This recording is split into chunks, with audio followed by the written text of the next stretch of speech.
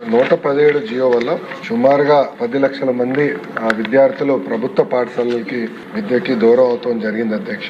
అదేవిధంగా చూస్తే learning outcomes లో కూడా ఆంధ్ర రాష్ట్రం వెనుకబడే పరిస్థితి వచ్చింది అధ్యక్ష. పాదయాత్రలో నన్ను ఉపాధ్యాయులు కూడా కలిశారు. 117 జియో రద్దు చేయాలని కూడా వాళ్ళు అన్నాడు నన్ను కోరటం జరిగింది. సుమారుగా గౌరవ సెక్రటరీ గారు, కమిషనర్ గారు 33 మీటింగ్లు సంఘాలతో ఏర్పాటు చేసి చర్చించి దానికి ప్రత్యామ్నాయం ఆల్టర్నేటివ్ జియో అనేది తీసుకొస్తాం జరిగింది అధ్యక్ష. ఇక్కడ అధ్యక్ష ప్రధానమైన అంశం ఏంటంటే 1 క్లాస్ 1 టీచర్ అధ్యక్ష.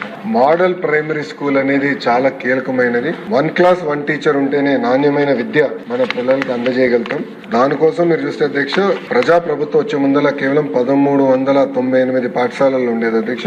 అది 9620 పాఠశాలలకి పెంచడం జరిగింది అధ్యక్ష. అప్పర్ ప్రైమరీ నుంచి హై స్కూల్స్ చూస్తే అధ్యక్ష 2014 నుంచి 24 వరకు కేవలం 166 అప్గ్రేడ్ అవుతాయి అధ్యక్ష. ప్రజా ప్రభుత్వం వచ్చిన మొదటి సంవత్సరంలోనే 779 పాఠశాలల్ని అప్గ్రేడ్ చేస్తాం జరిగింది అధ్యక్ష. ఇవన్నీ మీకు ఎందుకు చెప్తున్నానంటే అధ్యక్ష ఇది ఒక మోడల్ గా దేశానికి ఒక మోడల్ గా ఏర్పాటు చేయాలి ప్రభుత్వ విద్య అనే లక్ష్యంతో ప్రభుత్వం పనిచేస్తుంది అధ్యక్ష.